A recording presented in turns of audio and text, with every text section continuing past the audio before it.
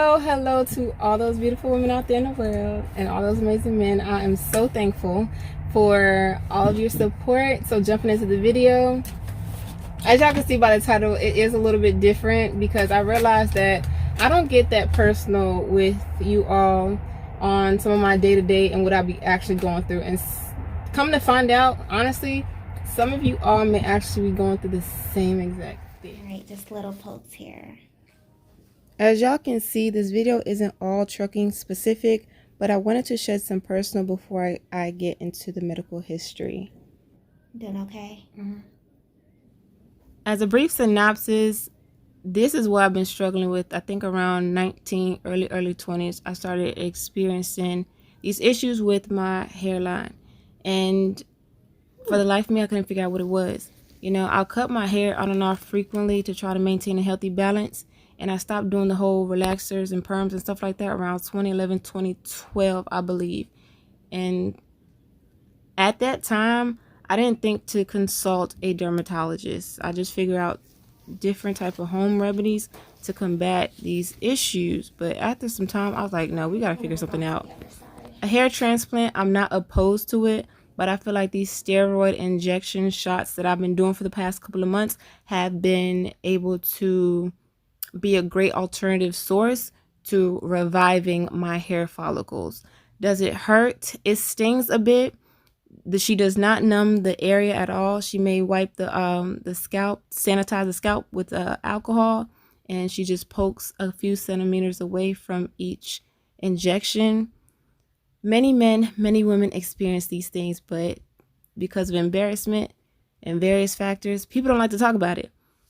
Now, there are various reasons why one could experience hair loss, whether it be hereditary or genetics, physical illnesses, nutrition deficiency.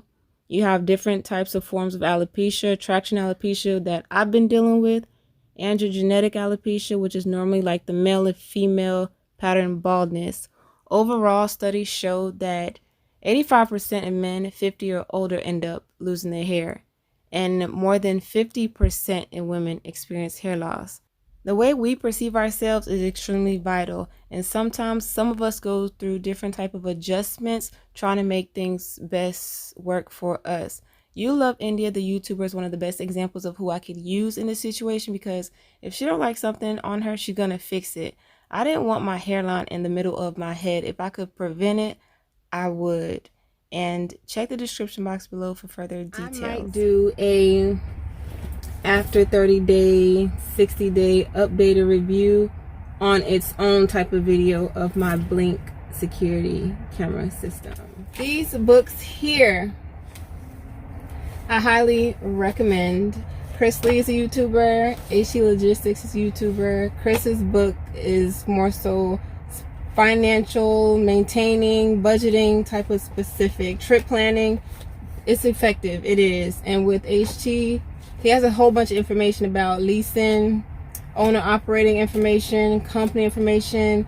And honestly, these tools, I feel like, will just help anybody navigate through whatever avenue that they choose to dive into when it comes to this industry.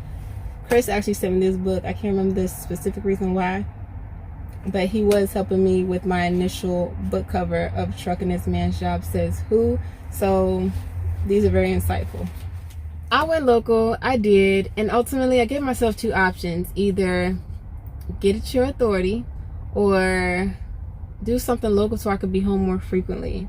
Long story short, I was supposed to be on the road February 7th. When my incident occurred, it deterred me from going back to work. And then also last year around February, I almost got into 2 accidents in the Northeast area, driving in terribly inclement weather, and I think it was Vermont and New Hampshire.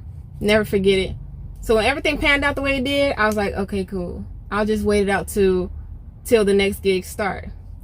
This is me, my opinion solely. I think having authority is a blessing, but it's a serious, different type of commitment and dedication that requires a lot of focus, a lot of financial balance, and just preparation overall. Trinity is at the stage to where we're not set up right now for that. And it's like I be thinking to myself when I be looking at these maintenance bills and these things that I be going through mechanically, like who would help me with a $25,000 repair bill for my engine? You know, like who would literally look out to throw me a couple $1,000s when it comes to my injectors or my bearings or an oil pump or whatever, so on and so forth. There's so many factors that go into having authority that it's not just your authority you have to worry about. You have to make sure, a person has to make sure their equipment is up to par, and I need a healthy balance. I compete with nobody but myself, and I feel like it's a time for everything, and right now, logically speaking, it's not the time.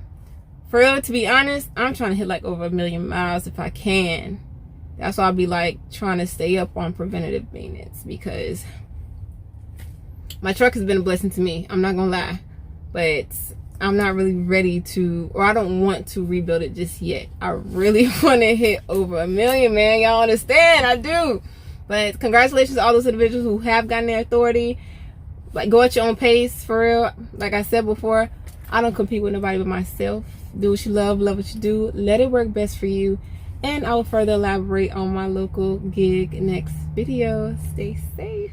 This may come as a shock to some of you all, because ultimately May is when I was trying to make my transition of getting into a local gig. But after the unexpected occurred, I was like, I'm over it. It's time to get off the road. It's time to do something else.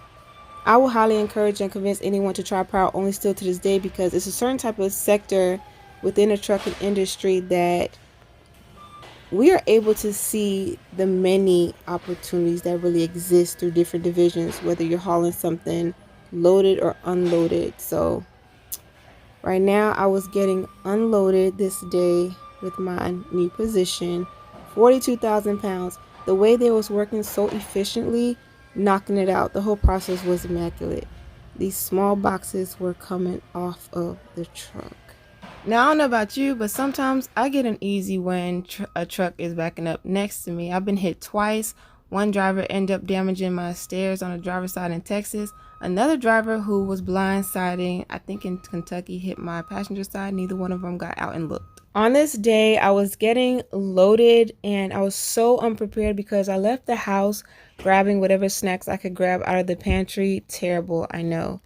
I'm trying to get accustomed to the new routine here, because it's like the earlier you start, the earlier you finish.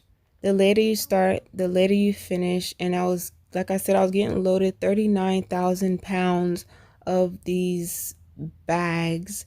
And some of them she had to double stack them, or stack a pallet on top of two, because I guess people were trying to be cheap and condense as much as they possibly could. And this is how this load went. It was super duper heavy. Trinity doesn't like heavy loads. You know, we try to avoid them.